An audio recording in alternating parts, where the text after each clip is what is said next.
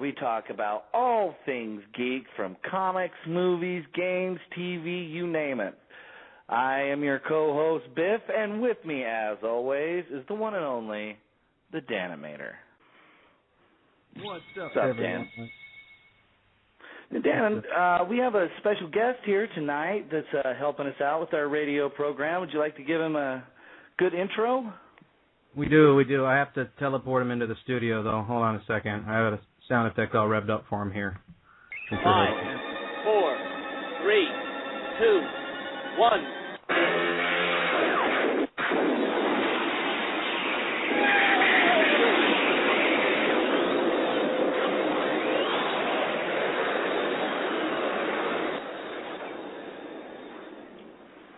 Everyone, welcome to the guys studio. Still here? Yeah, I know. Welcome to the studio, Andy Ristaino. Thanks. You guys didn't have to destroy the studio on my behalf. It's part of it here. Yeah. The working part's still here, just like. That's good. You know, we're now living in the land of ooh officially, because I had to blow part of it, to hell. Right. Right. It's the Such is the rumor. Bombs.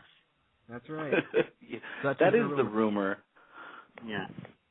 But that's not what we're here to talk about. We're here to talk about the man behind the art, the artist who I know fairly well from other art-like jobs, doing other stuff, and chatting about what he likes to chat about. Yeah, tell what Andy's doing now, and then that way we can start so everyone knows where he's coming from. Andy, what do you do?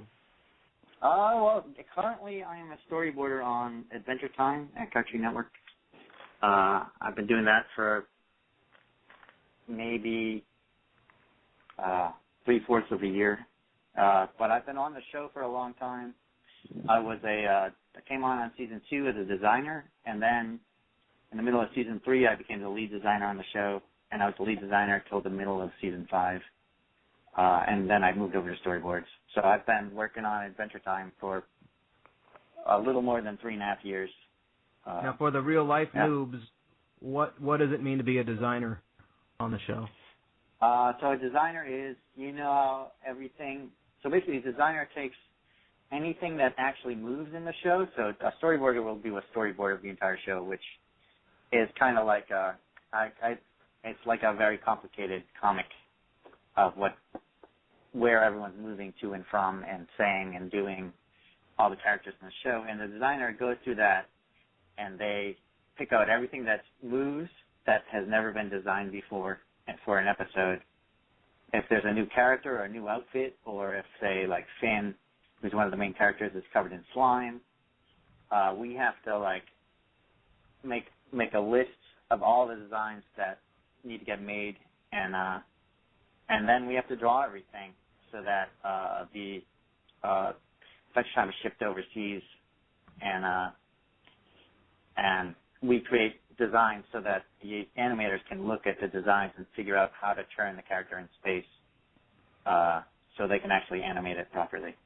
I like to tell people it's like a visual dictionary, practically. Yeah, that's a good way of describing it.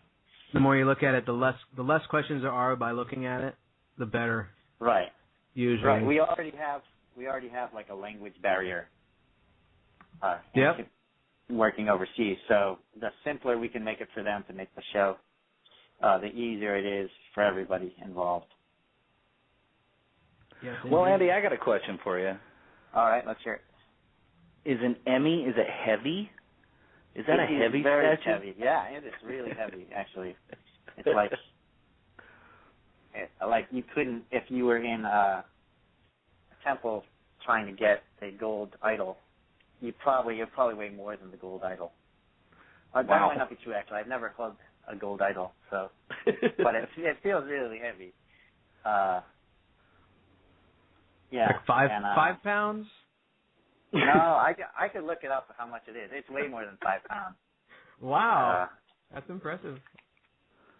So when they called your name to come up there and get the statue, were you just blown away? I mean, that seems like a surreal moment.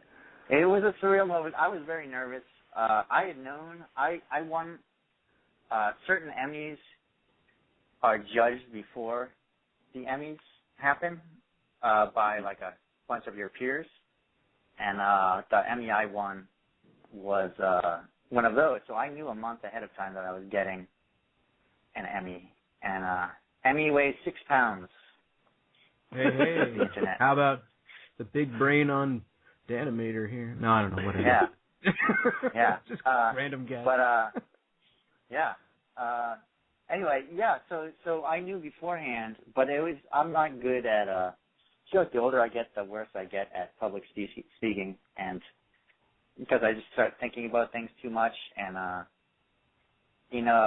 just going to the whole award ceremony was really nerve-wracking for me, because there's, like everyone's dressed up to the nines, and there's celebrities there, and then people taking photos of everything, and it just makes me very like self-conscious, and but I got to go up on stage. Because they knew we were going to win, they brought all the people who won for individual achievement in animation up to the back of the stage, and then they gave us these dummy Emmys that are, I don't know if they're cheaper made Emmys, but they're not real Emmys. And you go up there with it on stage with a dummy Emmy, and you say your thing, and then you go backstage and they take it from you, and then you have to go even further backstage and they give you your actual Emmy. They're recycling them backstage. I love it. Yeah. Well, now give that back. They weigh about the same amount, but I think they have it there just so that one guy dropped an Emmy during the award ceremony when I was there, and it broke, and the little ball rolled around on the stage, and that's why I think they're fake Emmys, because the real Emmy, I feel like I could hit someone over the head with it repeatedly, and the only thing that would break would be the person's head. I was kidding. And so these, I think, aren't made as they're just props so that just in case someone does drop it or something, I like that. Crazy. That's some peekable information right there. Yeah, right. Yeah. Stunt Emmys, Who knows? And I'm probably going to get hunted down by the Academy. Yeah. And eliminated. So all 3 of our listeners will. They're all Academy members. Right. Yeah. They found out you were on the show, and you better not talk about those Emmys, Yeah. Yeah. There's only 50 people in the studio. Yeah. Oh, yeah. Our legions of fans that we have. So tell me, Andy, as a kid, what were your influences? What kind of geek stuff did you get into? Were you into anime, or were you into Star Wars? What's your deal? Oh, yeah. Well, I was into both those things a lot. I was very into comics. I used to read a lot of Marvel comics growing up. And I was really into, I guess back then we didn't call it anime, but things like Space Battleship Yamato, which was called Star Blazers, or Force 5, which was a bunch of giant robot cartoons like Grandizer and Star Avengers, Space Cateers, and Vanguard Ace.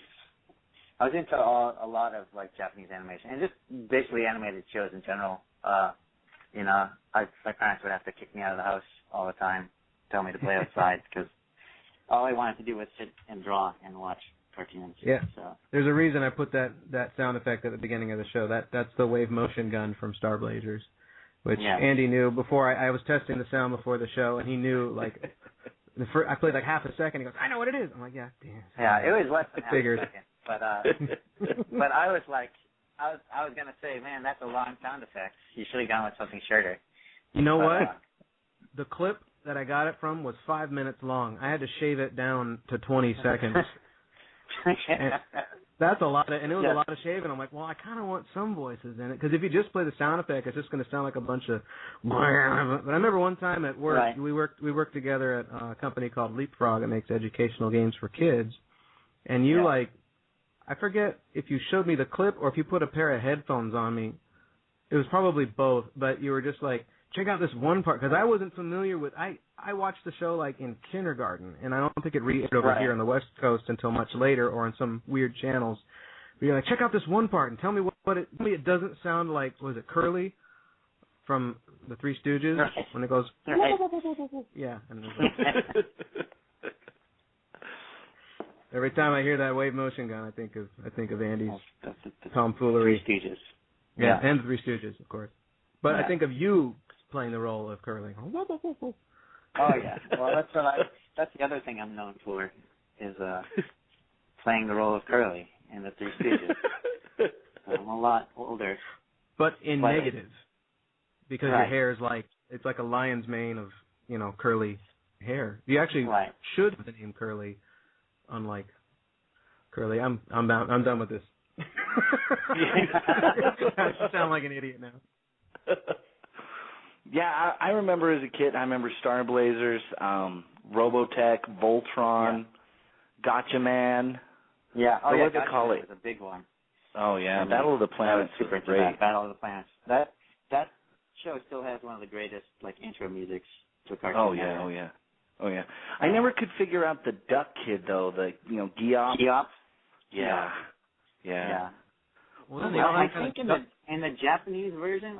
I mean, don't quote me on this. This is like rumor that I heard in college, so it might not even be true. But I feel like he used to swear and stuff like that. Yeah, I heard that too. Okay. He cursed so maybe he had like Tourette's. The duck-faced sailor cursing. Yeah. And they were now. Was that the same time as Voltron? Or did Battle of the Planets come out first? I think Battle they of the were Planets all is older.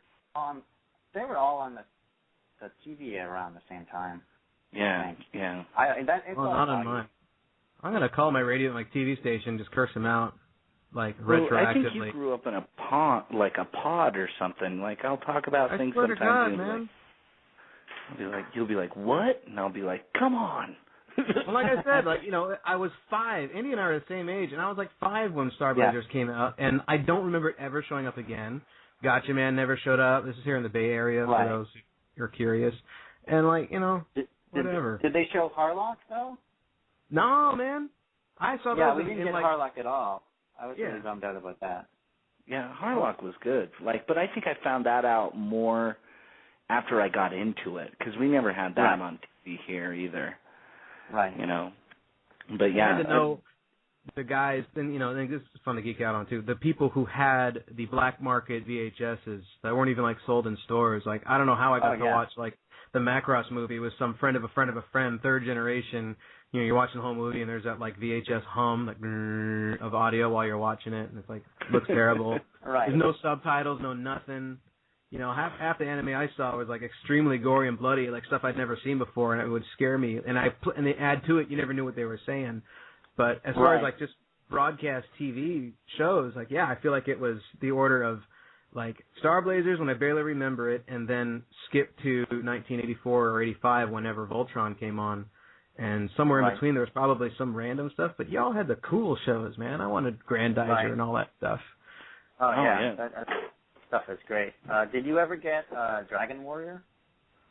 No. I never got that. Was later. That was in the 90s.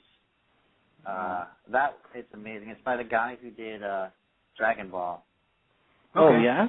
And it's based on I don't know if it's based on a video game or the video game's based on it, but there was a whole bunch of Nintendo games and based on that world. And it was really cool. You can find it on YouTube. I recommend it to anyone. Writing this down. Yeah. Add to the show links afterwards. Yeah, and it was one of those shows that they only showed a season of it. And do you remember they made a cartoon called Pride of the X-Men, which was the X-Men video game was based on it? No. Wasn't Pride of the X-Men the only one that was? It was just a pilot, and they never went anywhere. Yeah, it must have been a pilot or something. But this would air started airing around the same time Dragon Warrior started airing, and they're both part of this thing. They were as a kid, I would convince myself oh man, they're gonna make this X-Men cartoon into a series. It's gonna be the best. And the same thing with Dragon Warrior. I was if I watch this every week for 2 years, which is about how long it was on TV, like, they're bound to show new episodes eventually, and they just never did. It was always, like, the same, like, 15 episodes. And, and Pride of the X-Men was, like, when the X-Men cartoon came out later. That was the really god-awful one, really ugly. Around the same time that the Batman animated series aired. Oh, right. Batman animated series. Yeah, I got into an argument with one of my friends, and he was like, man, the Batman animated series is going to be the best cartoon ever. And I was like, no way, man, the X-Men one is going to be, because I thought it was going to be a continuation of the Pride of the X-Men thing. And then he was right, and I was wrong. Pretty much what happened. Time is the teller of the tape, Yeah, well, it was like the first episode was the teller of the tape. It was like, I can't say I watched more than like 3 episodes of the X-Men cartoon. It was pretty difficult. Was that out of choice, or was that out of just because the quality? Because I'll be honest, sometimes I just won't. Go ahead. Yeah, the quality was so bad, and I was so disappointed in it that I was just like, I knew it. The cartoon sucks. And this is like, I was in high school when this was happening, so it's like I could tell, like, my tastes had gotten distinguished enough that I was like, I don't want to sit through a crappy cartoon, See, I remember Spider-Man and His Amazing Friends. Oh, that show was great. Yeah, and I remember the X-Men being on that one. So it was after that? Well, they had that one Pride of the X-Men thing was on during the Spider-Man and the Amazing Friends. Like, it came out a few years after Spider-Man and the Amazing Friends, I think. And then the bad X-Men cartoon aired like years afterwards, like maybe 5 or 6 years afterwards. The bad one. Don't tell my kids that, man. The bad one, yeah. I'm sorry. No, I'm sure, I totally agree with you. And I feel bad even saying that, because this is like me talking from like being in high school. My high school me is talking right now. And like, I work in animation, and I know how much work gets put into these cartoons. Oh, yeah. So like, I feel horrible even saying that, like, saying bad things about cartoons. That it sucks. Now that I've been in the trenches. I hear you. Out of pride and having worked in the industry also, I can say that, having to say that show sucked visually because it was difficult to look at. I mean, I'm not saying you said that, but I do. And Well, I did say that. So, and compared to Batman, it does suck. So. No, but even Batman had some episodes where I was just like, yeesh, Yeah, totally. That happened. And there may or may not be some current shows with an adventure theme that have some episodes that have poor animation. I have yet to see it. You guys are doing a hell of a job. But, it happens. So sometimes you just get a rushed episode, you get weird drawings, and even in the best, the shows we just talked about, like Voltron and all that, you get these weird in-between artists that just like, what did they draw? Like, why is Minmay like drawn with her eyes bugging out at either side of her head? Like totally. It's terrible. Oh, yeah. You're supposed to be an attractive, whatever. Right. Yeah. I just like all those 70s robot cartoons. Like, everyone had like the craziest bell-bottom outfits and like crazy facial hair, and it was awesome. Like, all the heroes were all like sloppy. Like, kind of like, the shirts are untucked or half tucked, and like, I don't know, it's very like kinetic drawings too. Oh yeah, for sure. Now, going back to origin-wise, were you? I mean, I remember. I think you wrote. It was either a comic or some blog or snippet where you were writing an interior monologue of your own head about thinking about a certain show that was going to come on the air, and I'm pretty sure it was Star Blazers, and you were like running home to catch the episode, and I just kind of wanted to hear about that because I think that touches a lot of us who are kids at heart. Oh yeah, Oh yeah, totally. Well, yeah, I think it was Star Blazers, and that show would either be on really early in the morning or like right as you got out of school, because Star Blazers was on TV, at least in Massachusetts where I grew up. It was on for like 5 or 6 years. Like, they just kept running it. And that might be my brain. It might have only been 2 years. But I think it was on for a long time. And so you get out of school and you'd run home, or I would run home just to get home in time to watch Starblaze, and usually you miss like bits of the episodes. Yeah. You know, so like I remember what it was. You included the gimmick of the show because at the end of every show they'd tell you how many days were left in their trip for the journey to the other galaxy and the journey home. And that was part of your blog. It was awesome. Yeah, and it's kind of like how collecting comics used to be. Like if you missed an episode, or if you missed a comic, like you'd be like, "Oh man, what happened?" Right. You know, and with the show, you had to wait for it to circle back around. And Starblaze, I don't know how many episodes there were, but it was a pretty long season. And that to me, it seems like is the lure of anime, especially for us American kids growing up, was that you had the continuous story. Whereas if you're watching like, you know, the Herculoids or something, you know, every show's the same. Yeah, or He-Man is like whatever. They didn't really stay up, you know, you didn't have to watch every episode like you said. If you missed one, like whatever, you know He-Man's going to Hulk out and pull out his sword or, you know. Right. I mean, Voltron did that too, but. Yeah. Right.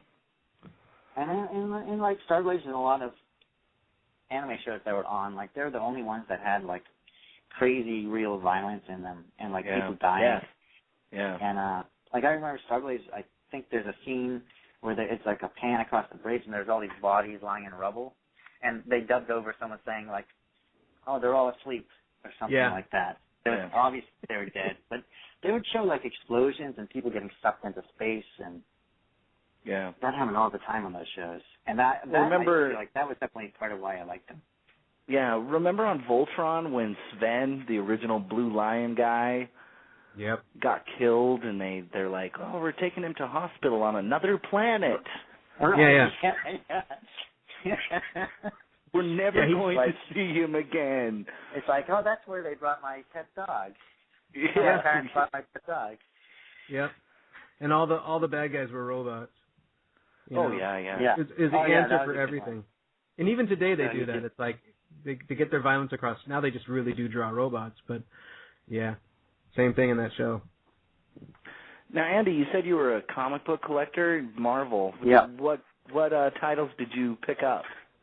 Growing up, I collected a bunch of stuff. I was super into the X-Men was my favorite book, but I collected like X-Men, Excalibur, New Mutants, X-Force, all that junk.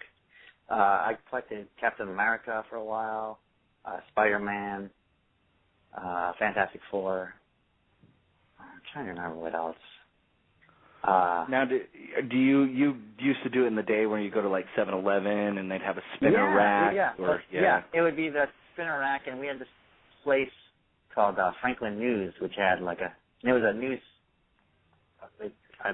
It was a shop, but it was a news store. So they'd have the papers, and you'd go in. They had like 2 spinner racks of comics, and I had a paper route, so that's where all my money went. Oh man! Yeah. Now I know you're. And then I was into the comics really young because my older brothers collected comics, so I would just read their comics.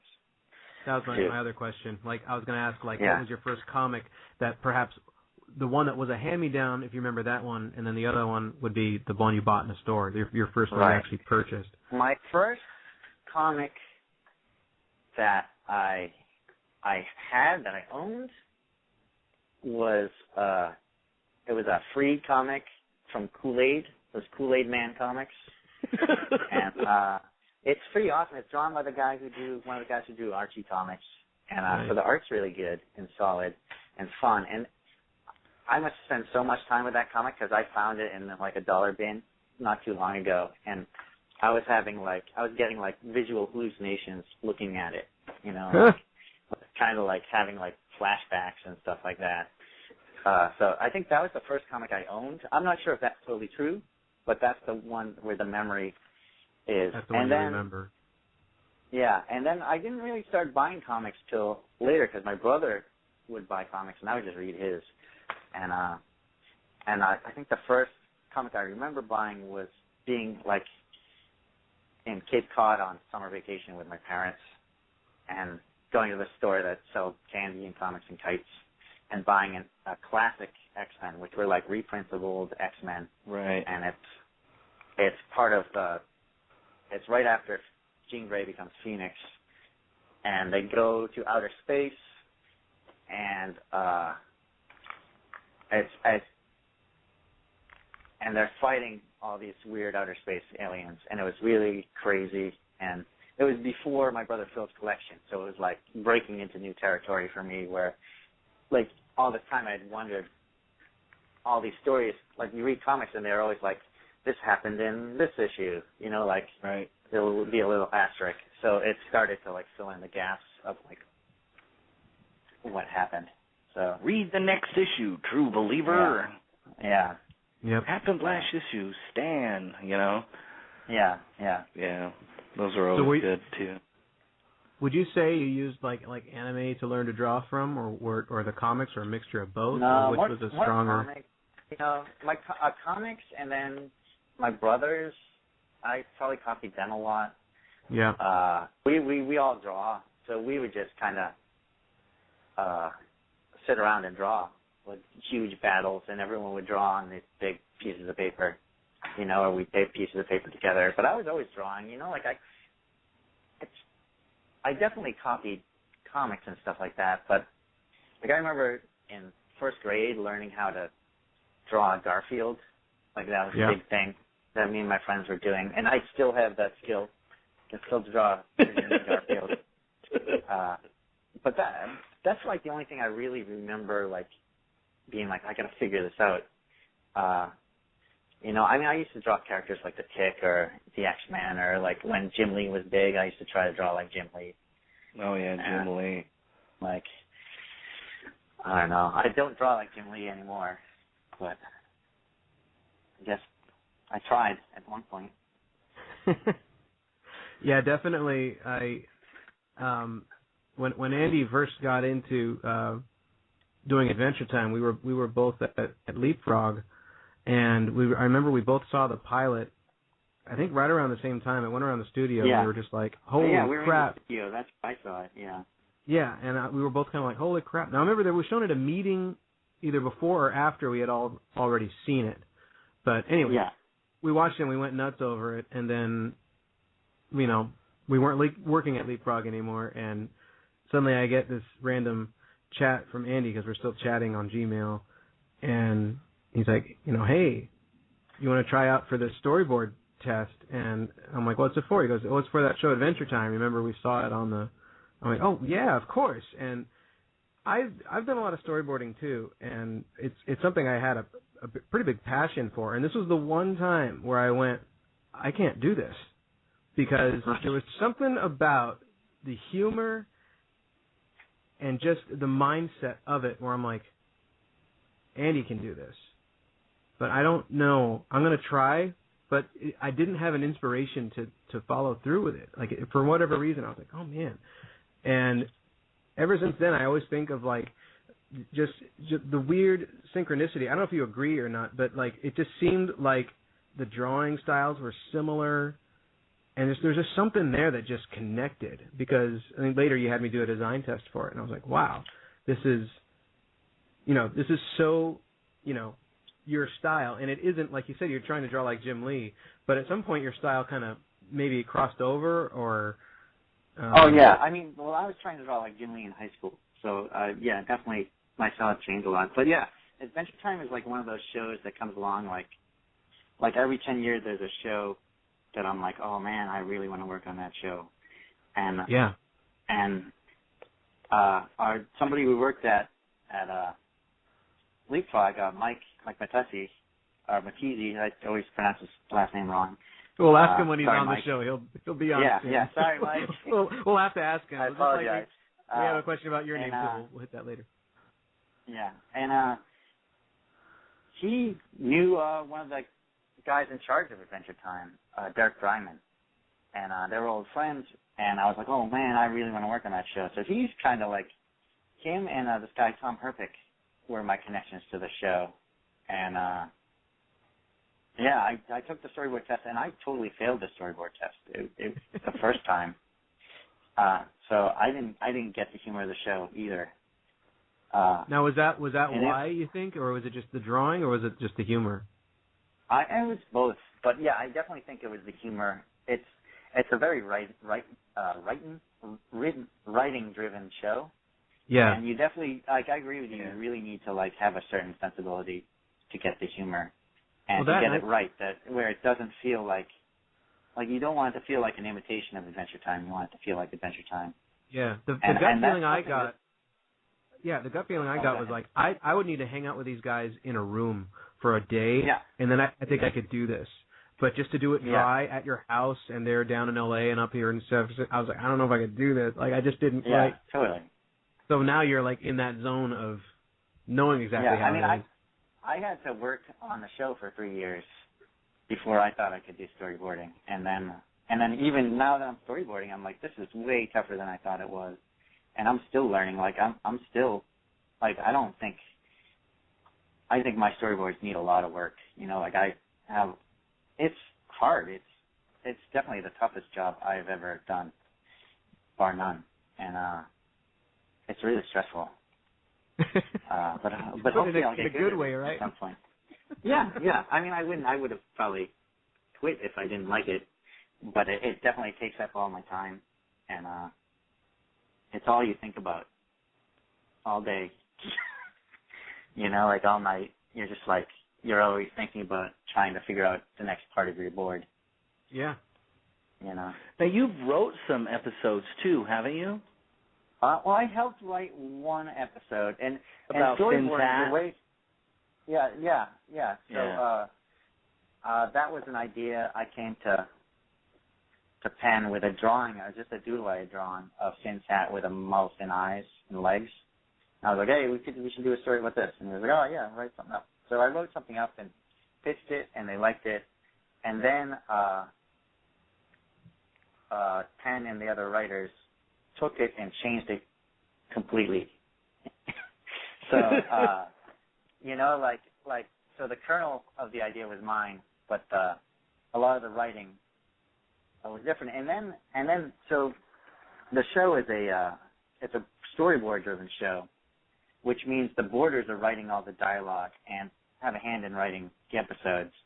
So the boarders are given an outline, which is what the writers make this like outline, which is just like all the story beats of an episode, and then that goes to the storyboarders, and the storyboarders take that and they write all the dialogue and figure out all the action. And a lot of times they change a lot of things. Sometimes they don't change anything. You know, it depends on the board and the notes you get. But now that I'm storyboarding, I'm getting writing credit on the episodes that I storyboard, because you're pretty much, I mean, they figure out the basic beats, and then you're figuring out everything else to the story. So yeah, that's pretty sweet though. It's pretty nice to know that you kind of have such a huge hand in the creative, you know, part of writing. You know, like I've been in situations where you draw a little storyboard frame, and it's the stupidest idea ever, and it's like laughable. Right. But like I think for whatever reason, some of those shouts with you. Yeah, and those carry across, you know, and it's kind of funny. You're like, oh, all right, my gag made it in. That's silly, but okay. We got a caller real quick. I think you'll be okay with taking, if you're cool with that. Sure, let's do it. Hold on 1 second. Hello, caller, you're on the air. Oh no, I'm muted. That's dangerous. Hey, Andy. Hey, what's up, mate? This is me. How you doing? You know what? I've been trying to catch most of the show. I'm driving, but I got a headset on. Okay. So if any cops hear me out there, you can't get me, cop. I see. Nah, I got a headset on. Nice. Okay, I'm sorry. I'm getting to the point here because I've been trying to catch most of the show, but in and out on the highway from Monterey, it's just cutting in and out. So I apologize ahead of time if you've already talked about this stuff, but if you haven't, we're going to talk about it now. First of all, Andy, I wanted to say when I found out that you were going to Adventure Time, the whole house was just going, oh, yeah, perfect. That guy is perfect for this. They need him. So, you know, nice. On behalf of everybody I know who loves Adventure and lives Adventure Time stuff, you know, thank you. And for your art before then, the whole babysitting thing, and it's wonderful. But I want to know, has anybody asked you about your other amazing talent, which is the theremin? Oh, no, we haven't even touched upon that. So, oh. yeah. Now, yeah, what now? Huh? Now, what is this? Do you know what a theremin is? I don't think so. It's a musical instrument that works on, and I'm probably gonna get this wrong, so I apologize to any theremin aficionados in advance. But it works on like I think it creates like it's this thing that was invented in the 20s by this Russian scientist that was researching sonar. And it creates like these little magnetic spheres around these two metal rods that are attached to wooden blocks with electronics inside of it. And it works if your hand penetrates the sphere, it reads where your hand is, and that corresponds, wherever your hand is corresponds to a note. So it makes these really high-pitched noises. It's like, if I had it set up right now, I would make the noise, but I don't have it set up. I should have set it up. But I play theremin, and I don't play theremin, like I can't play classical music on it, which some people can. But I play what I call like rock theremin, where I can jam out with people and make it sound really mean and echoey, and I can rock out on the theremin. Yeah. Oh yeah, you can rock out on the theremin. Andy's your quick answer I've usually heard you give people is like it's most famous for the sound in like the Beach Boys, Good Vibrations. Yeah, Good Vibrations. Yeah. It may have been I know what you're talking about now. It may have been in Ghostbusters, but sometimes I'll confuse it for when people play the saw, right. with a ball. Yeah, which sounds very similar to a singing very saw. Spooky and fun. But I've seen Andy perform live, and he looks like a karate like wave pusher, like he's force pushing the music upon people, and then he casts a spell over it, and it makes this like that. Whoa, and the band is loud as hell anyway, but it's pretty awesome. Yeah, that is the most perfect, because I was trying to figure out a way to describe it to Biff, going, how can you describe how he plays the theremin? And that's probably the most accurate. Yeah, that is like karate master, Yeah. That is a good description. And then I look like a mad scientist up on stage too. So yeah, just because my appearance kind of is like that anyway. So it makes sense now. You look pretty snazzy at the Emmys. Yeah. Oh yeah. Yeah, I had to go and buy a suit. Did you guys talk about the Emmys already? You had to talk about. We did talk about the Emmys, yeah. We talked about the Emmys themselves, but we haven't all officially said congratulations, which I think is in order. Thank you. Of congratulations! Yay! Like the Emmys, it's not like I won, but like the work I did was based on work that other people did on the show, and it's all like a group thing. So I'm just glad Adventure Time got something. Because I feel like it's been super overlooked so far. Yeah, for sure. It deserves a lot more recognition. So thanks for adding to that recognition. That's awesome. Yeah. Yeah. That's a humble guy right there. Humble man. So speaking of humble, I'm going to get off the phone here and let you talk more to the humble guy there, because he's much more interesting than your caller is right now. So, plus, he has an Emmy, too. Yeah, right. When I get an Emmy, I'll come back. Yeah. You want me to bump you off the air? Do you want to stay on the phone or and listen, or what? I tell you what, I'll go ahead and listen in. All right, then. I'm going to mute you. All right. I think I muted her. Now she can say all the bad words she wants about us, and we'll never know. That's right. Yeah. It's an unfair advantage. Yeah, right? Yeah. Now, I have a question about Adventure Time. Now, this is a question that I guess they kind of answer on Wikipedia or whatever, but who knows if that's correct? Yeah, usually, right? Yeah, I guess. Yeah. But it was mostly based on like a lot of Dungeons and Dragons game, right? Like kind of has that. I wouldn't say it's mostly based on that, but definitely Penn, the guy who created the show, he's super into D&D. And I don't know if he's been doing it lately, but I know he was for a while. He was playing D&D with friends still. It's definitely a big inspiration. we have like several copies of the Monster Manual and the Fiend Folio in the office. I had to go and like reacquire all those books when I got a job on the show, because I was like, oh, I just want to look over this stuff. You know. Now, did you play a lot of Dungeons and Dragons too? Was that something you did? I grew up playing D&D, and I played more Middle Earth role playing or MERP than Dungeons and Dragons, but I did play D&D. I played a lot of role playing games like Shadowrun and Vampire: The Last Masquerade, and all sorts of things. Paranoia. There's a Teenage Mutant Ninja Turtles one that I was super into. But we just made characters all the time. That was mostly what we did. Yeah. But yeah, I was super into all those role-playing things growing up. Yeah, see, that's where my geek knowledge like breaks down, because out here it wasn't very big. Some kids played it, but we have like a predominant religion out here in Utah. So right. They would always say it was like, oh, that's for the devil and all sorts of devil. Yeah, we got you know that what I too. mean? We got that too. There's a story I probably shouldn't tell, but I can tell you guys off air, and so I can tell you from my childhood that relates very closely to what you were just saying. Yeah. Yeah, I was going to tell a story, but I didn't know if you wanted me to tell it or not. But that story? Should I just tell it? Yeah. The one that yeah. I don't know. Well, anyway, like my mom's pretty religious, and she at one point in time took all my brother's D&D books out into the woods in back of our house, and she burned them all. Wow. It's pretty crazy moment in our family.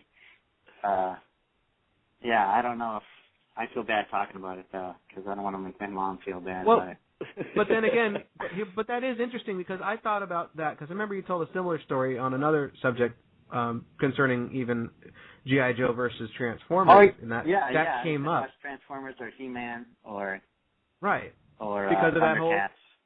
It was going around. You couldn't watch these shows. Certain shows you could, others you couldn't. I didn't really get it, and we didn't get that too much in our family. But I thought about that when I saw, there it is on Facebook, a picture of you. And your parents, of course, were there at the Emmy show. Yeah. And I'm like, I wonder how Mom feels now. Like, when did that – because the crossover had to have happened, and possibly maybe you've had the conversation with her. But no, that's a story, you know what I mean? And if you want to tell it, that's fine. If you don't, that's fine too. Oh, I told it, so I guess. Anyway. Yeah, it's in the past. It is a good story. Well, she was just trying to keep it safe, Yeah, totally. So she was doing what she thought was right or whatever, so. Well, we're all different. Even us 7 years ago is a different person. That's how I feel. But I'm just curious, did you ever have that kind of moment of like, hey, this is cool now, right? And she's like, yeah. I mean, do you ever have that kind of conversation? Or I mean, no, never anything like that. They're proud of me. And they're fine with me doing, they've never been discouraging with me wanting to go into art or comics, pursue comics or animation. I think they were very worried about me when I decided to go to art school for anime. And I didn't even go for animation. I went because I wanted to do comics.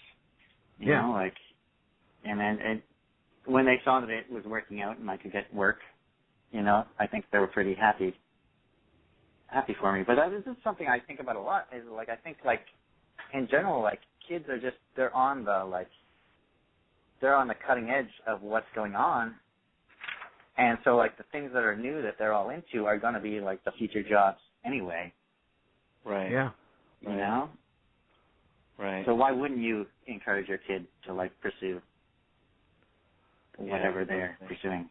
I don't know. Yeah.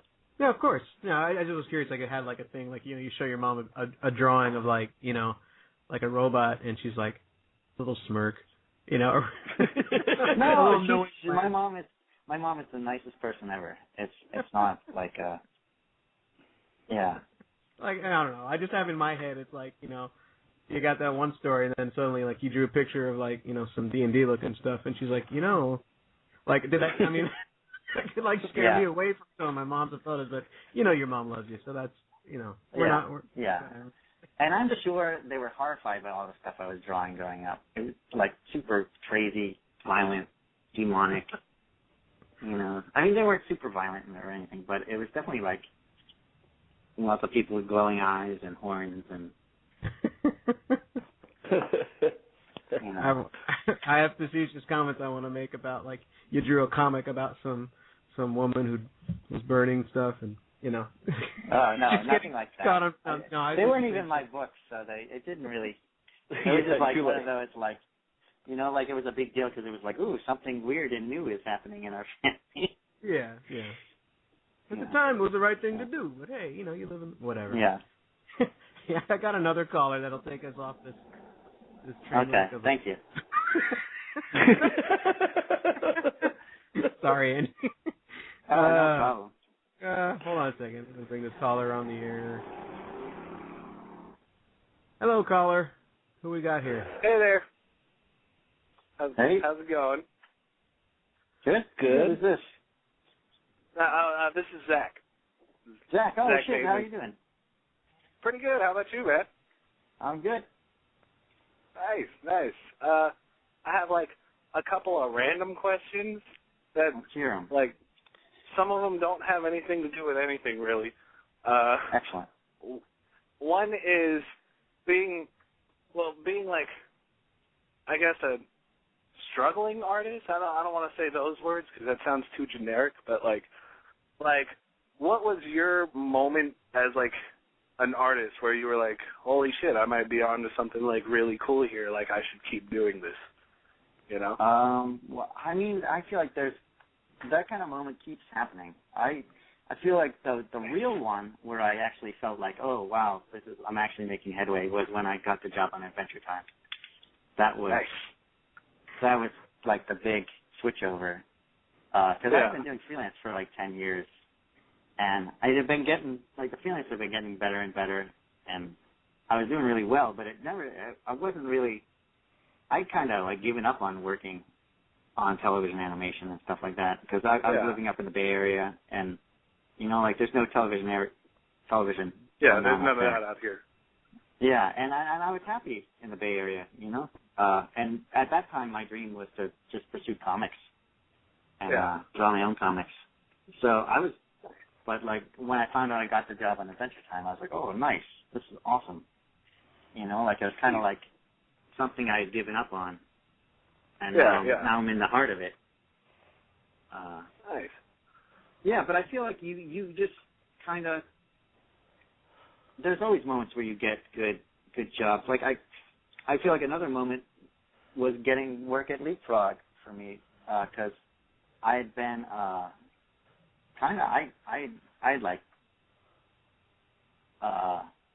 wasn't able to find work for a while, and so for a while all I was doing was lettering comics for Viz Comics, which was like a good solid job that was just like I could do, you know, from home. And it was just solid work, but it wasn't like the best work, and it was cool because it was in comics, but it wasn't your thing. Yeah, it wasn't the dream, you know. Like, and then Leapfrog got me back into animation because I had stopped working in animation for a few years by that point. Yeah, and then from Leapfrog, I just kind of slowly built everything up, and at one point I moved into a studio with Pascal and Mike and Lila, and I'm sure everyone listening has like I don't know any of those people, but they're all very talented. Hopefully they will artists. soon. Hopefully they will. Yeah. But I thought like that was another stepping point where I was like, oh, nice, you know, like this is cool to be in a studio with a bunch of like not only friends but like amazing artists, and each in their own right. Nice. Another question I had was, so I've read like some of your comics and everything, and you wrote those, right? Like almost all the comics done I've written. So nice. So my question is because I've written like film scripts and everything, and I'm like in the process of writing a comic. But it's just, like, really fucking daunting. Like, I never realized how many, like, specifics and everything go into actual, like, comic writing? Like, how do you just surpass that and power through, you know? Right. Well, I mean, I feel like there are different ways to approach it. When I first started doing comics, I just kind of like, I would do, all my comics were all like train of thought comics, like The Babysitter and Life of Fetus, Escape from Adulthood comics. Started out as just me kind of like, oh, I've got all these characters that I draw in my sketchbook all the time. I'm just going to start making up a story around them, you know? And so I had like a very slight plan for them. And just as you go along and work with the characters, you get to know them better, and you just keep thinking of new and interesting things.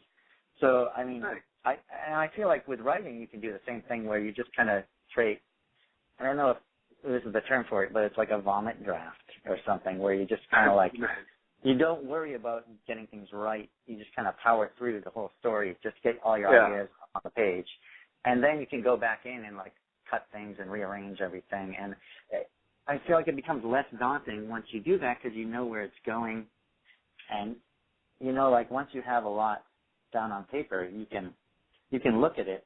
And I don't know, I just feel like the more you work on something, the more, the better you know it.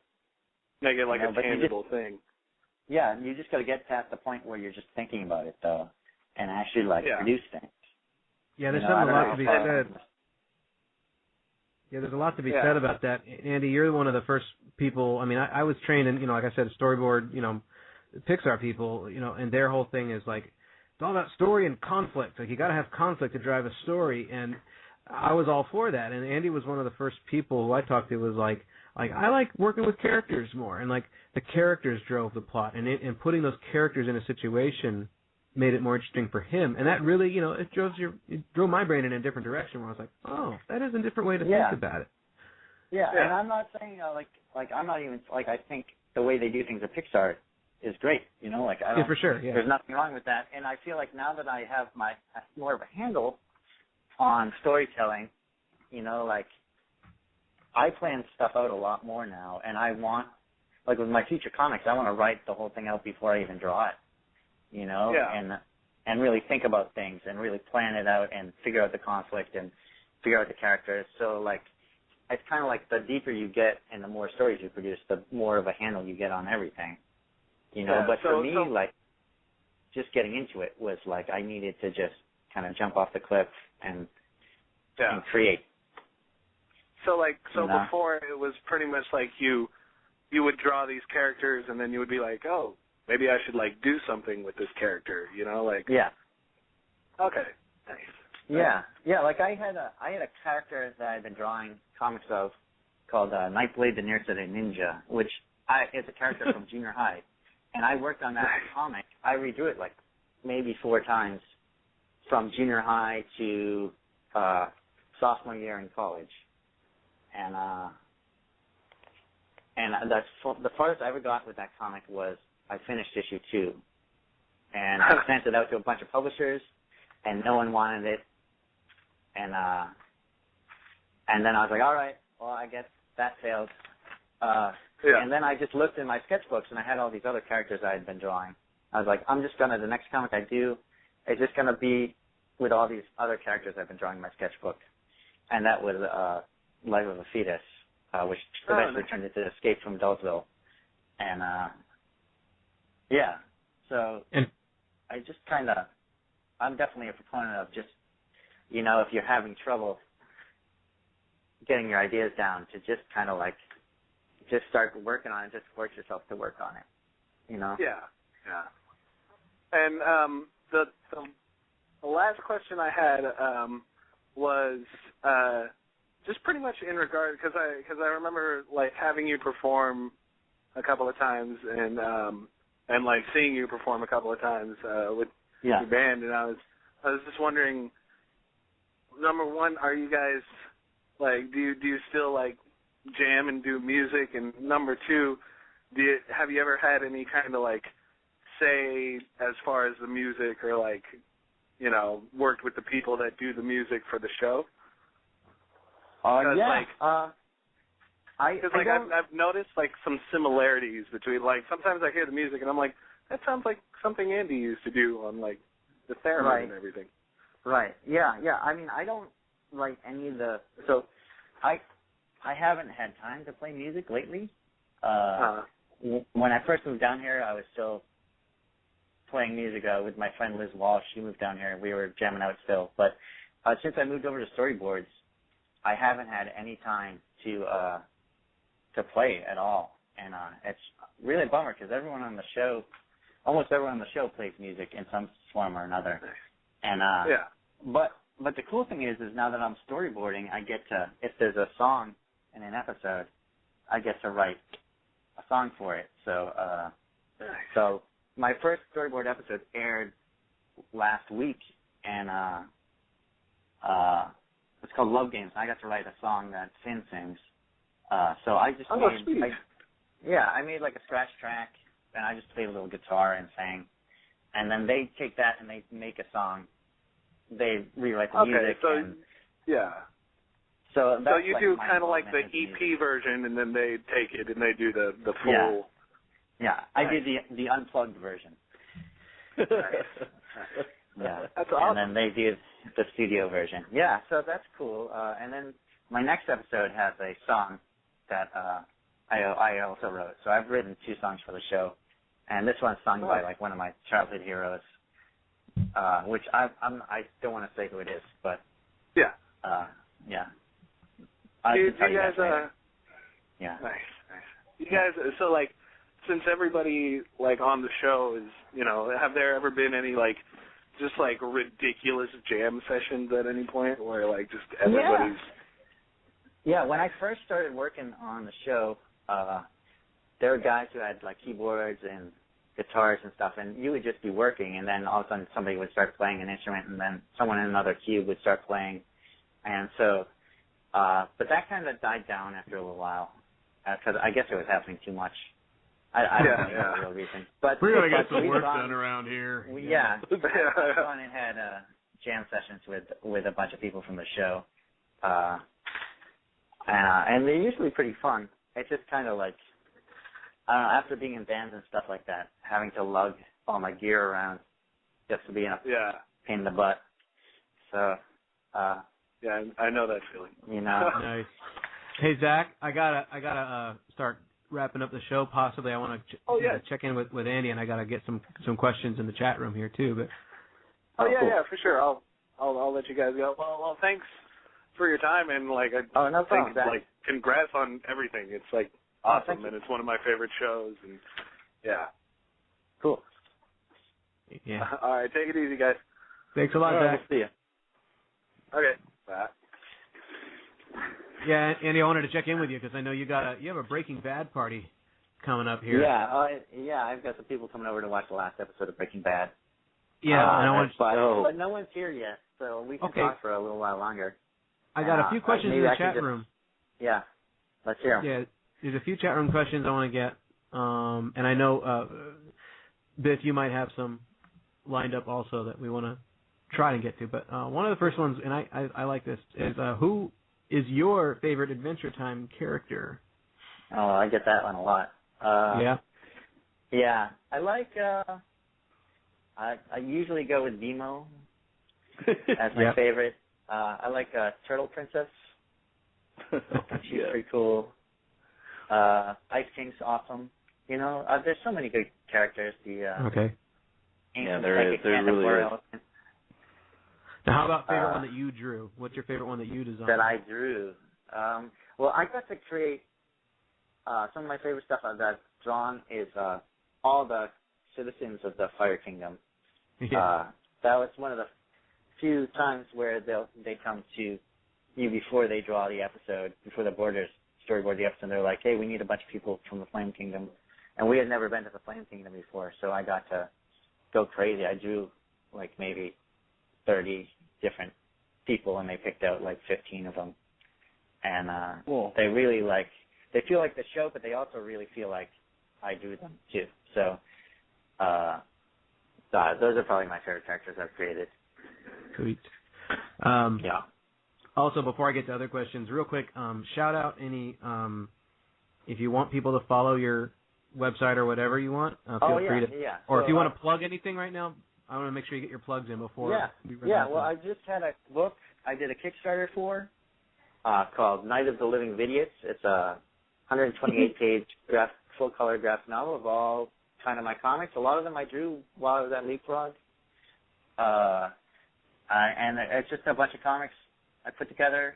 It's all humor, kind of very dark humor, kind of horror, sci-fi stuff. And if you go to my website, skronked.com, skronked.com, you can find a link to buy it. I have a Tumblr, skronked.tumblr.com. I have a Twitter, skronked@Twitter. Feel free to follow me at both those places.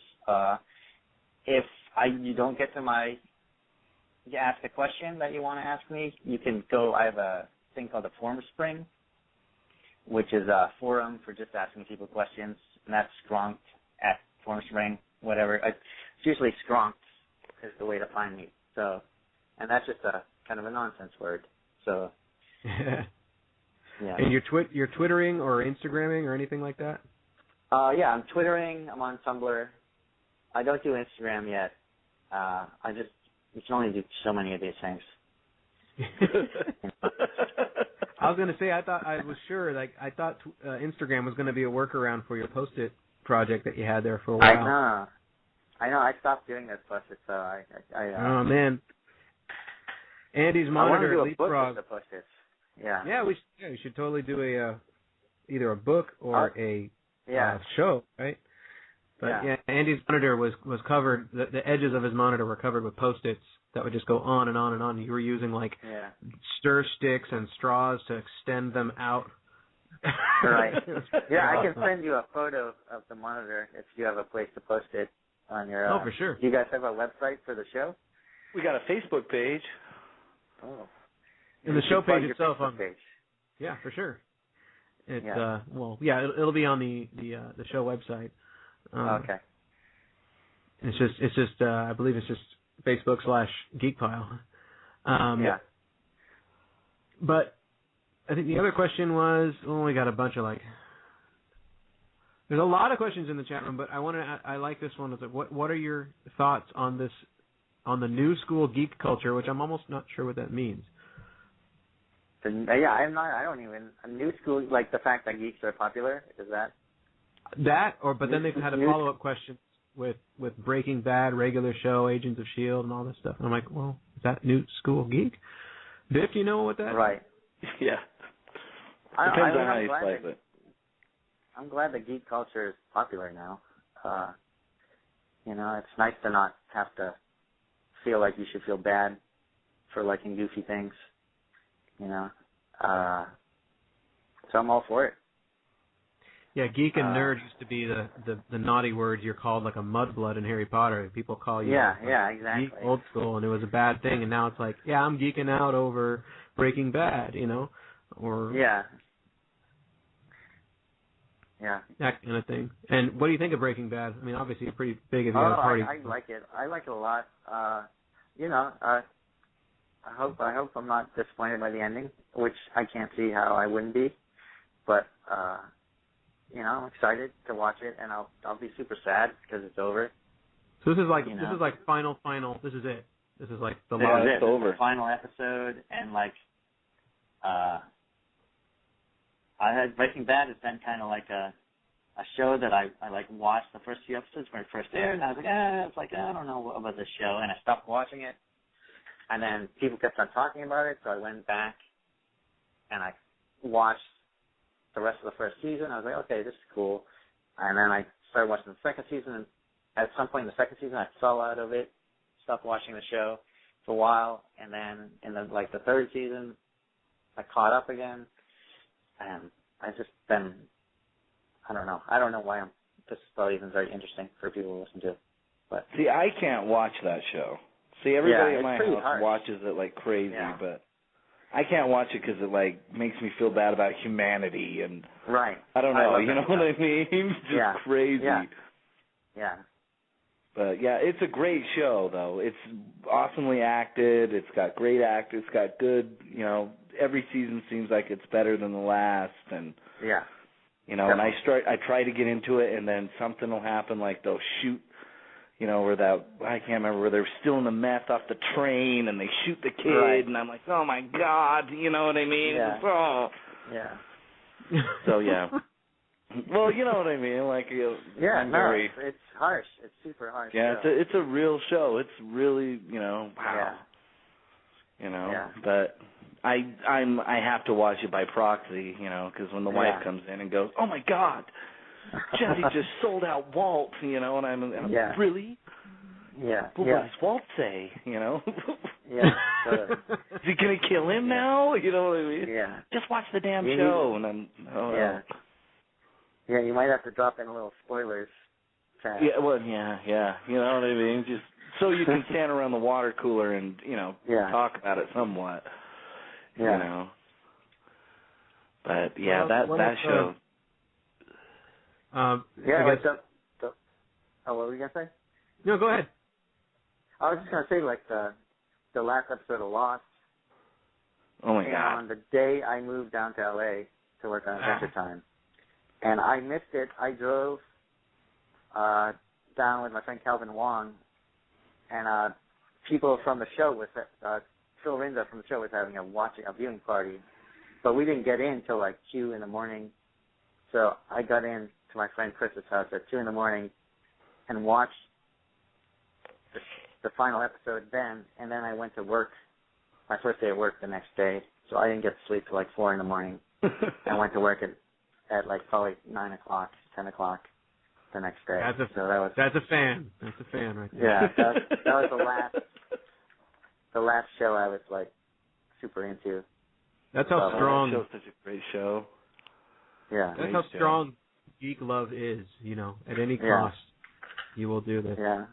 That's why we want to get you on this. It was also like peer pressure. I didn't want to go into work at a new job and like have to talk to everyone about how I missed the finale. You know, right. You don't want to avoid the water cooler conversation all day. Yeah. Hear the snippets and get spoilers before you even have an opportunity to watch it. I know how that goes. Yeah. So if I hear spoilers on Breaking Bad, that's my bad. That's you know, shame on me for having not watched it. But not everyone agrees with you, Dan. Hey? What do you mean? About spoilers. No, I mean like a lot of people don't agree with you about overhearing spoilers. You know, absolutely. But I'm saying that's a fear. That's a legitimate fear that you go to work the next day. Like if you missed the show tonight, you go to work tomorrow. It's like, oh no, like how am I gonna avoid hearing spoilers? You know, because some people can't withhold. You know, and it's tough. Anyhow, I definitely want to make sure you got your snacks out and everything's set up. I mean, you know. Yeah. I don't want to hold you away from it. All right. Well, it was good talking to you guys. Well, thanks for coming on, Andy. It was so cool. Yeah. That's way cool. And I know you're Go ahead. Well, I was just going to say, whoever we get for our next guest is going to have big shoes to fill, I'll tell you that, you know. Well, I have very small feet, so it probably won't be that bad. Yeah. I was going to actually shoot. What I was going to say. But yeah, if you ever want to just call in and chime in, I know you're a podcaster and listener. I don't know about blog talk shows, but I mean, I became hooked just after I started listening to a few different shows. But you know, we'll be on every week. Every Sunday? Yeah, every Sunday at 8 we try and come on. Like this would normally be our starting time. We wanted to get on early so that you could get your Breaking Bad on. And yeah, if you ever want to call in and chime in on stuff we're talking about, feel free, or ever come on as a guest. Another time maybe we can have you on. We'll talk more. We'll geek out more about Star Blazers and stuff, and then you can educate us. So yeah. Sounds good. Yeah, maybe we'll have a full episode of just Star Blazers. You know, we can do top 5 episodes or something crazy like that. That would be great. Yeah, that's what I was going to ask. I wanted to ask. I mean, you turned me on to Gurren Lagann as a series to watch. And I always appreciated that. You also have good advice as far as like other podcast shows I could listen to. We won't get into that, but any series lately? I know you're a busy guy, but any series lately that you think anime? is like a hot? A lot of folks at work have been watching Attack on Titan. which is a really disturbing anime. It's like these big naked giants are attacking the city, and they're eating like normal-sized humans. So there's big humans with no clothes on, like walking around eating little humans. There's something about it. I don't think it's amazing or anything, but there's something about it that's like kind of like they're keying into some weird thing that strikes a chord. Mm-hmm. Like the way Miyazaki will kind of strike a chord sometimes, like Miyazaki movies sometimes do that. No, nothing like Miyazaki. No, this is more like kind of like it's kind of junk culture. It's not. Okay. And Miyazaki's like high art. So. Well, what I mean is like Miyazaki will sometimes strike a chord with you, like the fact that there's a big fish in the water. For some reason strikes a primal chord with me, or like he'll have a pronged horn. You know, he'll have a pronged horn, like a deer with like 50 horns coming out of his head. And for some reason, with a human face, you're like, that's just weird. It's hitting me in this weird place. So in that kind of sense? Yeah, it's got that going for it, definitely. Sweet, yeah. All right, well, you're the second person to tell me that. Now I got to get on my game and start checking out that. Yeah. And it's sweet. Yeah, so I guess that's the anime I've been watching recently. Awesome. Yeah. All right. Right on. And I want to get your name right, because I know Biff was worried about it too, and I've always said Ristaino. Yeah, that's how I say it. All right, like beer stein. That's how I remembered it. Yeah. Hey, I just didn't want to mess it up right out of the gate. You know what I mean? Yeah. You know, jeez. I get Ristiano, Ristaino, Rastionio, all sorts. So you can call me by any of those names. I will reply. Andy works best. Yeah, Andy does work best. Or yogurt tops to the head. Yes, yogurt tops. And that other caller didn't call in. He knows who he is, and he knows what yogurt tops mean.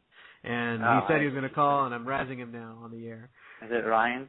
Yeah, Ryan was supposed to call in, and he didn't. So. Oh, man. All right. Forever Raz. If he's ever on your show, I will call in, maybe, if you remind me to. Absolutely. Okay. All right, sir, we will let you go. I'm going to send you off All right. into the Breaking Bad wild, and Biff and I will wrap it up. All right. Yeah. Sounds good. Thank you, Andy. Thank you again. Yay. Thank you. Yeah. Later, guys. Take All it right, easy. Later.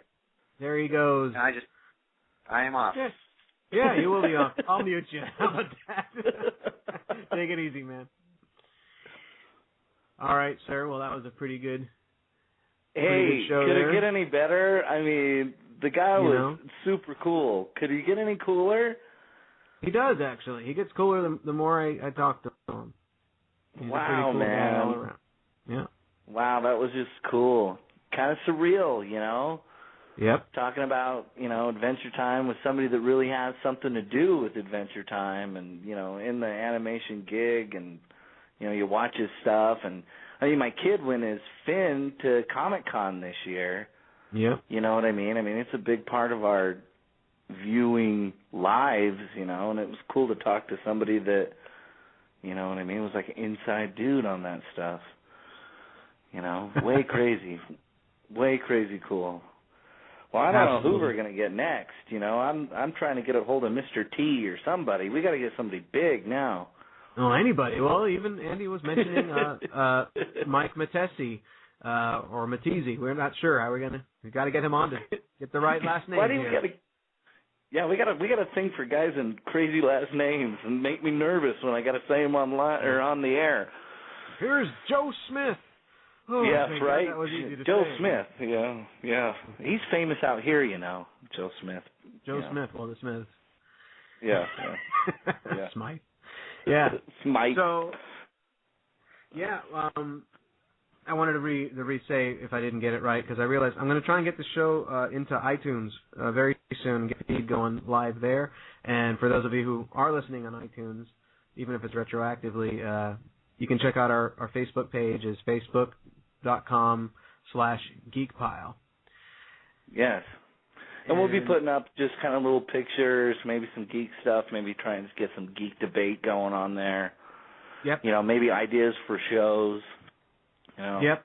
And on the Blog Talk show every week, I try and put links on there for stuff we've talked about or even hinted towards. So I'll try and include links there that Andy talked about, including his website and everything like that. Even links to Star Blazers and what we talk about, Gotcha Man, or I forgot what we talked about. We talked a little bit about everything, I think. Yeah, well, I'll go back in here. But any geek news we need to hit in the last 13 minutes of the show here? Well, I don't know if you watch Agents of S.H.I.E.L.D. Did you watch any Agents of S.H.I.E.L.D.? God damn it. I came in on the last 10 minutes of that show because I had a long work day, and everyone was like, sit down and watch it, Dan. I'm like, I got to do this other thing. I forgot what it was, but I had to go to bed. And the kid had school the next day. I'm like, I'd be up till 2 in the morning, So hey, where's that geek devotion we were talking about earlier? That's what I'm saying. I didn't have the Ristaino devotion of geekdom to sit down and watch it and enjoy it. But you know what? It's downstairs, and I got some time ahead of me, so I think it was pretty good. I thought it was pretty good. It referenced a lot of stuff that was in Avengers. It referenced all the different heroes and stuff. They're definitely setting up some stuff for this, Agent Coulson, I'm still holding on to my theory about he's a live model decoy, but you never really know. But yeah, it was an okay show. It was all right, So if you get a chance to check that out for sure. I discovered another show. I was going to talk to Andy about it. Maybe he, because it's kind of on their Cartoon Network late night, Adult Swim. They have a anime show called Sword Art Online. And it's kind of a good anime show. It's about these kids that get into a game, and then the game, it's kind of like the Matrix where they kind of jack in and they get trapped in the game, and if you die in the game, you die for real. I got you. Yeah. So it's kind of a cool game. There's this kid that's in it, and he used to be a beta tester for the original game, so he's really good at it, and he gets in all sorts of wacky adventures, kind of a thing. It's kind of cool. Kevin Flynn, right? Kind of a Kevin Flynn. Exactly. Yeah, that Tron kind of Kevin Flynn-y Tron kind of a thing. Yeah. So that was cool. But let's see, what else have we got? I've picked up a couple of comics. I don't know, the Superior Spider-Man, in my opinion, is a pretty good comic. I picked up, they have a Thanos comic. I think it's called Thanos Rising, which was kind of interesting. It talked about Thanos. I don't know if they're going to use any of that sort of stuff for the New Avengers or possibly Guardians of the Galaxy. I'm not sure. I'm really trying to get over my hatred of tree people after our last show. I realized I'm a tree racist. I got a lot of heat for it, So, I'm trying to ease myself in, Get some hate mail. Another thing I got that was interesting was George Lucas, Dark Horse, they have made a comic based on the original script for Star Wars. Yeah, I've heard about this. Now, and it's pretty well arted, everything's cool. The story is absolutely crazy. I don't even know how a lot of this became Star Wars. It's Darth Vader isn't a robot, he's just a human. There's lots of Jedis. There's lots of Sith. You have Anakin Skywalker is in it, but he's kind of the Luke Skywalker role. The Ben Kenobi role is his name is Luke, so it's kind of like you're reading the story where the names and the locations and such seem familiar. But everything's all jacked up. I don't even. It's interesting to see what Star Wars maybe could have become. The Star Wars that could have been. I see. Yeah. So it's kind of those things were kind of interesting. So I recommend those if you get a chance to give them a look or whatever. I know you can get them on Comixology or you can go to your brick and mortar shops and pick these up. I'm sure. Huh. But it's been a total Voltron week for me here. I don't know what it was. I think it was Teddy Rubskin's influence, talking about Voltron versus Go Lion. I've been watching all this Voltron stuff, and especially with the kid, you know, because he can watch that. I've been like, let's geek out with him, you know. And right. This was the first time, nearly, you know, it's coming up like 30 years since I watched that show, and you know, at least that long since I've known about the Japanese version being Go Lion. And I always thought it was like, go, lion, yeah, go. And then I watched the intro to the show, and they're like, the fact that he had 5 heads of 5 lions gave him the name Go Lion. And I'm like, oh, they mean go as in like the number 5 in Japanese. Like Ichi-ni Shan-shi. Yeah. So I'm like, the biggest face palm ever. But regardless, I've been watching that whole thing the whole way through because you were talking about that show, too, when we were on the phone few weeks ago. Right. And you know, I even got a little special thing at the end of the show here for that. And I grabbed the sound effect from the beginning of the show when he, you know, this thing. Oh yeah, That's when his show, you know, the glint from the sword. From the sword, yeah. I love like Andy was talking about how he used to run home from Star Blazers. Yep. To get to see the show. I remember when I was a kid, I had a ghetto blaster, and Voltron would come on, like he said, either really early, you know, like he said Star Blazers did. We had that same thing for Voltron. And I remember as a kid, if it was an episode that I had to go to school in the middle of, you know, the episode or whatever, I would set my ghetto blaster close to the television and push record on a tape. Yep.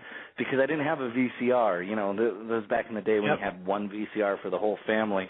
Oh, yeah. And I ended up recording audio, which was the most terrible.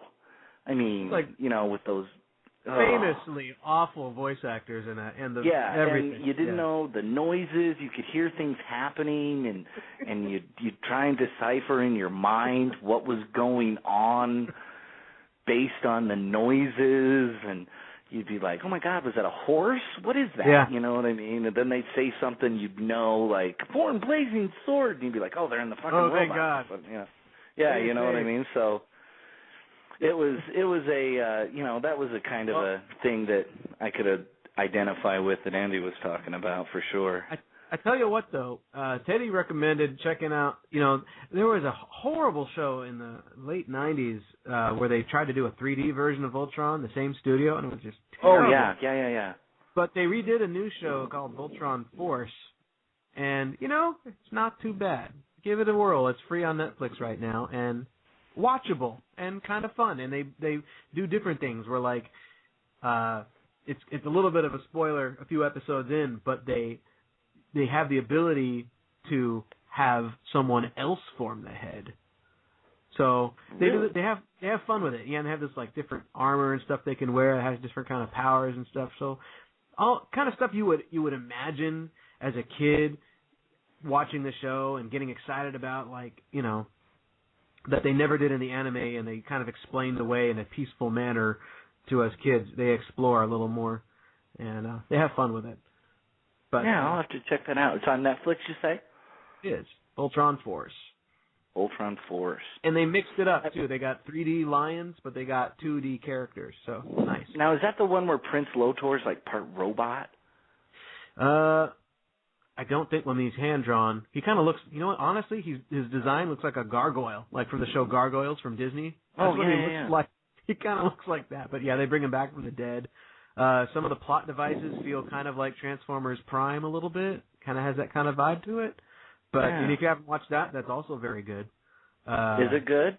Transformers Prime? I know you're all things robots, so I defer to the master. Yeah. I like my robots. Yeah, you do.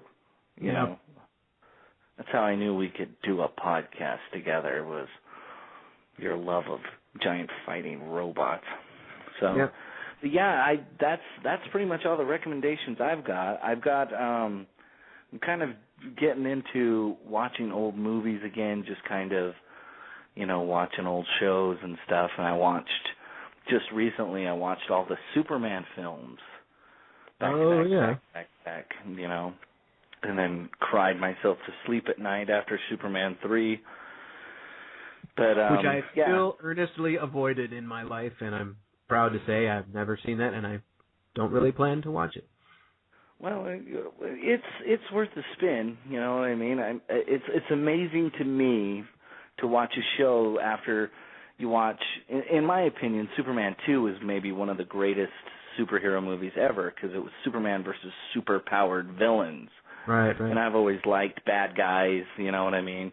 And Superman, you know, flying around the world and stuff, that would always never ring all that true. But to watch Terrence Stamp deliver these lines that are completely ridiculous, but he delivers them in that Terrence Stamp kind of a way, you know, it was just great. Just, why do you say this to me when you know I will kill you for it? And then you have Gene Hackman just chewing scenery. And then you go from that to, you know, Richard Pryor and, you know, all that sort of jazz. But although there is a part in the show where a woman gets sucked into a computer, and I remember as a kid that used to scare the pants off of me. In number 3. In number 3, she would open her eyes, and her eyes had circuits over it. Oh, no. Which obviously now it's contact lenses or some kind of craziness like that, you know what I mean? But as a kid, I remember thinking, oh, my God, how did they do, you know what I mean? It was just, it just blew my mind. And even in Star Trek, I remember the episode where the guy could walk around wishing anything he wanted and it would come true. And he wished for some people to shut up, and their mouths were like covered up with skin, like there was no mouth or even, I think, a face. They didn't have faces, and that just scared the crap out of me as all of like 9 years old. Oh my God! Running. Can that happen? You know How what I can mean? they breathe? They're gonna die with skin on their face.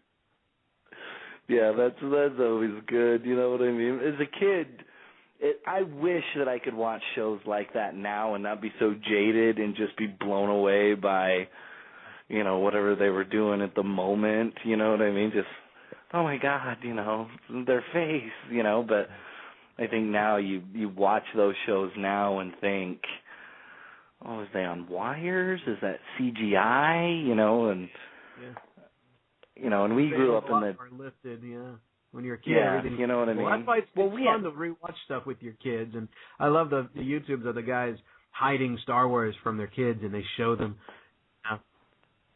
They show them the last, Empire Strikes Back. Yeah, Empire Strikes Back. Like, he's my father, no. You know, that's awesome. I've seen that video too, and the kid looks like, you know what I mean, just like you told him there's no Santa Claus or something crazy, you know, and just, how can that be? You know, but, you know. We've got like a minute and a half here, so. We'll hold our own geekdom for the next time. Yeah, we've got plenty of it, I'm sure, you know, plenty of it. But great show. Just remember to go to Andy's websites, check him out. Make sure to watch Adventure Time. Yep. The show's a great show. Well, awesome. Cartoon Network. Awesome show. On Mondays is that right? Mondays at what time? I know. I think it's 8 here. So I don't know. I always have time. When's our show? Because I believe it is. So we will have links. Good night, everybody. I'm going to play our outro music. Good night, everyone. We'll see you next week, 8 o'clock. Bye-bye. All right, bye-bye.